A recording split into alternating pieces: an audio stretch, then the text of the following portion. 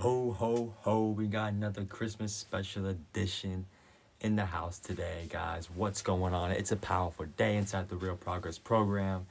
Today, we're going to talk about more about mindset and hitting faster splits in our workouts, hitting faster race pace splits. And we're going to be talking about how to go into hitting our workouts, how we should focus more on outputs instead of another way of thinking that I'm about to be going into.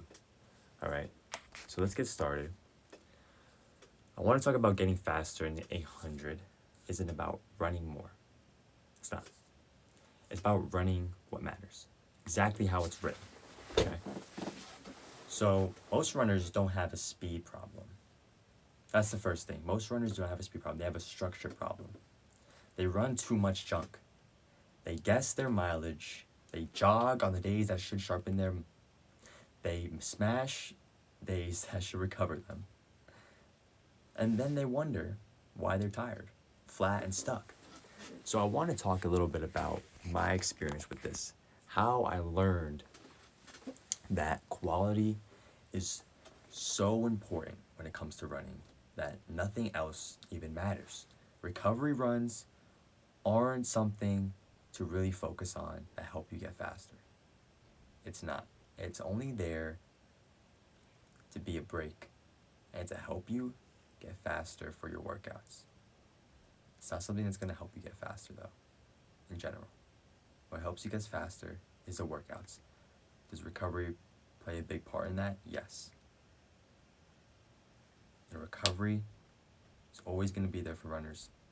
Taking our easy days, easy, but not too easy. I want to talk about this one time in my cross country season. And I was training for my cross country AK. And I was going 80 miles per week. I built up to it. I went from 35, 40, 50, 60, built up to 80 miles per week. Now, building up to that gave me a groin strain. It gave me a really bad groin strain, really high, and it was there for weeks, 4 to 5 weeks. I had to go to the doctor, get it checked out. It was a groin strain, thankfully, wasn't anything else. But it came from running, and all I was doing was junk mileage. At the time, I didn't know that. But all I was doing was recovery runs. Now, these recovery runs weren't even at my recovery pace.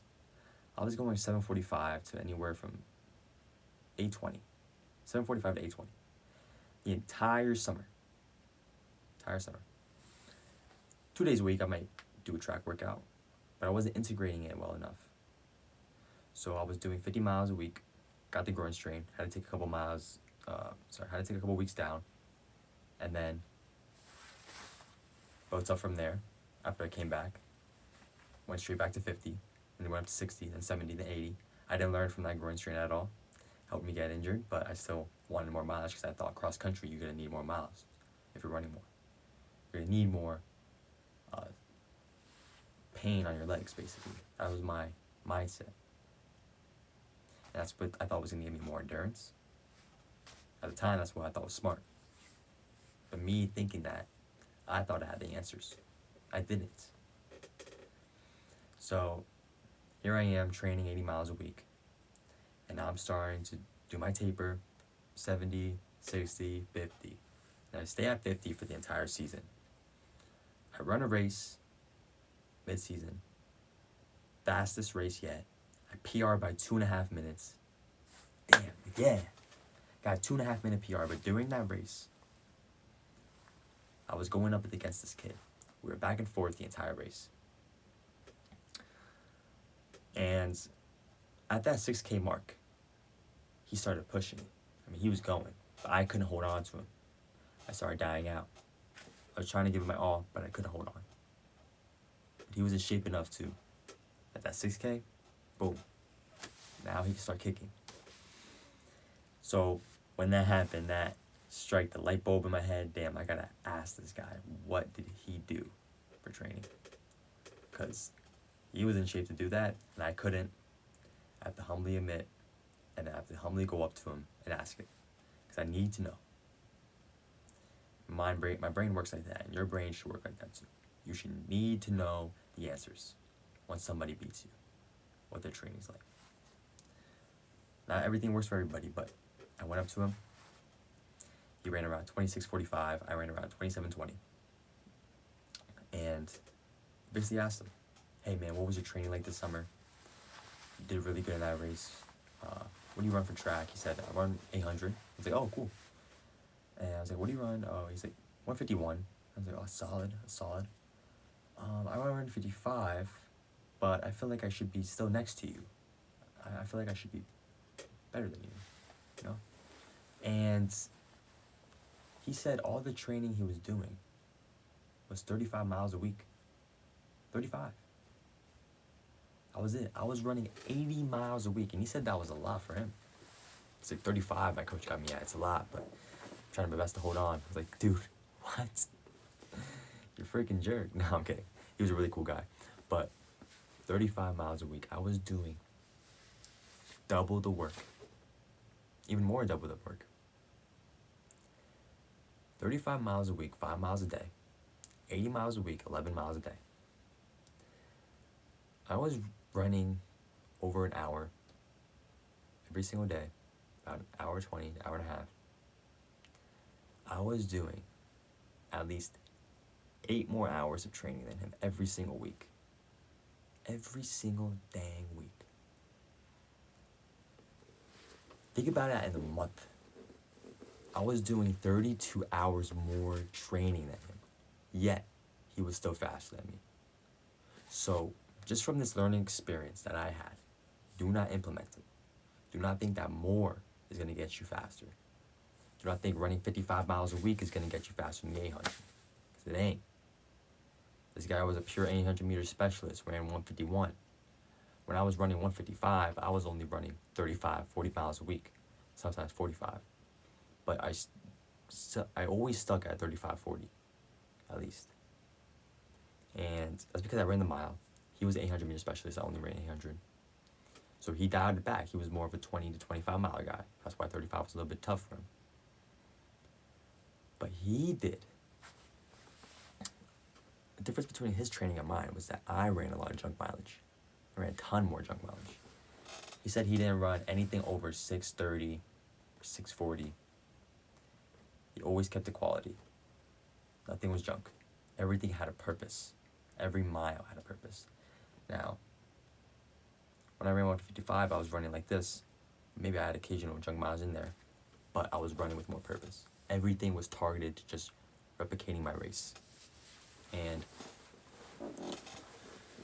yeah, it's crazy how much time can actually be, and training can be so much easier than what it actually is.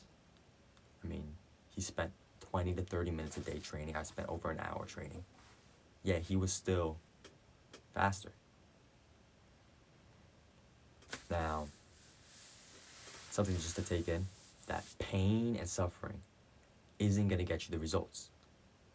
More won't help you.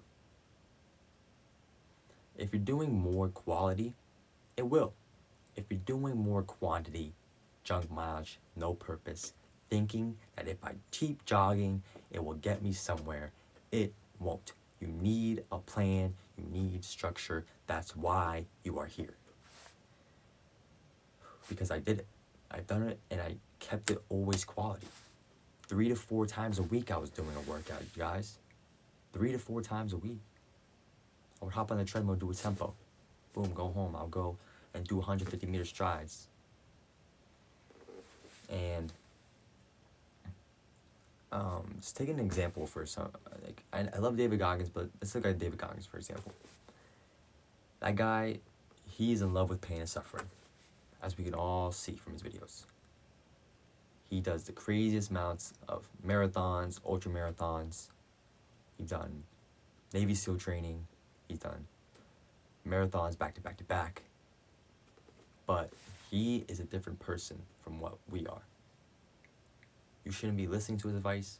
Yes, he has some wisdom, but he doesn't get the results that we want. He can't run 155 in the 800. He doesn't run sub 2 in the 800, and that's where you want to be. He is not a world champion runner or an athlete, but yet he still just does it for disciplining his mind because he hated how much he couldn't do the work, and he just wanted to discipline his mind as much as possible through putting his body through hell, through putting his body through more. We are different. We want to get easy results. We want to get quality results and do with easy work. But like I said, we want to get results, we want to get PRs. Because at the end of the day, reality wants results. At the end of the day, it's either you did it or you didn't. It doesn't matter about how much work you put in. Nobody asks. Nobody cares. It's either you did it or you didn't. Did you go sub 2? No, man, I just ran 202, but I could have ran sub 2 if I wanted to. Gee, no one cares. No one cares. I ran 202. That's it. You ran 202. I'm going to run sub 2 next year. That's it. That's all you got to say. Don't have to keep making excuses. Just say that. Move on. Right? It's either you did it or you didn't. Alright? That's what's most important. We want results. We want wins. We want PRs. So we can get money to go to college, so we can run our best there, so that we can become state level athletes. Alright, that's what we want. We want to become A+ students. We want results. We want easy work. We want to make friends with the nerd in the class so that he can make us figure out all the topics much easily. So he can explain it to us much easier, so we can understand it. We want that. We don't want to figure it out on our own, because it's hard. We don't want the hard way. We want winning to be easy as possible.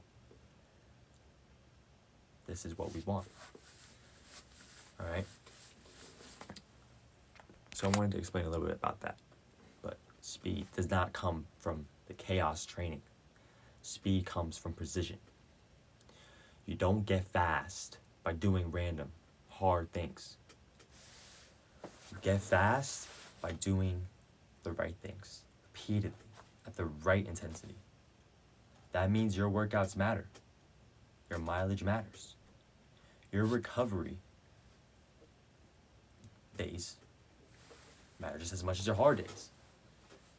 The 800 is not an accident event. It's calculated. You need workouts that teach your body how to move at race pace. That's all you need to do. Literally when it's uncomfortable. That means track sessions with exact splits, exact rest, exact intent. Not around the pace, not whatever felt good. Exact, whether you feel good or not. If the workout calls for a pace, you hit it. Not faster to prove something, not slower because you're tired. You hit it because that's how adaptation happens. Going faster than prescribed, it doesn't make you tougher. Yes, it's good in a way, but it can also make you a little bit sloppy. And going slower doesn't protect you at all. Holds you back. The goal isn't pain. The goal is outputs. That's where most runners get it wrong. They chase pain. They chase exhaustion. They chase sweat and soreness like how I did, because it feels productive. It feels like you did more work. It's not. Pain is easy. Anyone can suffer. Productivity is way harder. Productivity means finishing the workout knowing you hit every rep clean, controlled, and exactly as planned. Productivity means leaving the track knowing you could train again tomorrow if you had to. You don't want to feel destroyed. You want to feel effective. That's why mileage has to be intentional. You don't just run more because you think more is better for you. You hit the mileage that supports your workouts, not the mileage that competes with them. Too much mileage, your legs can go flat. Too little, and you lack durability. So you set ranges. You hit the range. You don't guess. Not at all. Same thing, recovery days. Recovery doesn't mean jogging. This is easy for me. Jogging around does nothing. And it doesn't mean smashing yourself because you feel guilty or for going easy. We don't want guilt in this program. No guilt. Recovery days have a purpose. They're there to restore you so you can hit quality when it matters. That means controlled effort. Smooth running. Enough stimulus to stay sharp, but never enough to steal from the next hard session. So, if your recovery days turn into workouts, your workouts basically turn into garbage. And if everything is hard, nothing is effective. Sometimes less really is more, like what I said about the other guy. Not because you're lazy, but because you're smart. And what can really help us with being much more smarter with training and not having to want to do more is with the busyness, the time management lessons that I gave, and talking about how you should be staying busy throughout the day so that you get to go from that one thing to the next. So you can get this workout in as productive as possible so you can get to the next thing. That's why it's so important, and it can help you as well. Backing off at the right time allows you to push harder when it counts. Skipping unnecessary volume preserves speed. Controlling effort extends consistency. That's how PRs happen. Not by chasing pain, not by proving how tough you are, but by stacking productive days over and over and over again. You should finish most weeks feeling like you could do another one. And that's where you go out and do another one. Because the moment you're constantly buried, you're not training, you're surviving. Fastest runners aren't the ones who hurt the most, but they're the ones who execute the cleanest, most smart training. They hit their splits, they hit their mileage. They respect recovery. They repeat it week after week. That's the formula. That is all the formula. The 800 rewards precision. It punishes the chaos and painful training you put yourself through. So stop guessing. Stop chasing soreness. Stop confusing effort with progress. Chase productivity. Chase consistency. Chase results. That's how you get faster. That's how you see real progress. So, take it to action and go over your daily checklist once again. See if it is in the right range to where you should be. And you can go over the category where we talk about where your training is supposed to be and click on the training range that you are for your PR.